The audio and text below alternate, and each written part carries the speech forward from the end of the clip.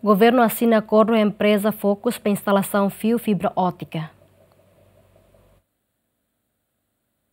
Governo liu se Ministério do Transporte e Comunicação assina acordo com a empresa Vocus da Austrália para instalação cabo submarino fibra óptica. Tama Vocus magnaima fio submarino nebe atuliga o fio Timor-Leste nia para Austrália, onde garante internet para Timor-Wansira holais no seguro e futuro. Ministro do Transporte e Comunicação Miguel Manetelo promete e início tina ni uroro no resinima se halo teste para fio nebe instala nune ia fulang maio internet e Timor-Leste se la odiado. Também correm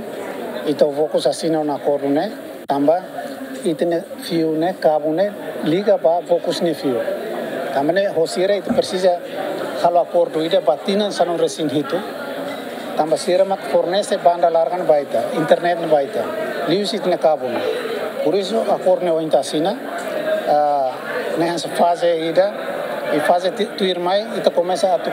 halo pokona itene be fio fibra né neve espera kata agora tu tambah lorombot mas ia janeiro mai bele a huona halo teste janeiro katina oi mai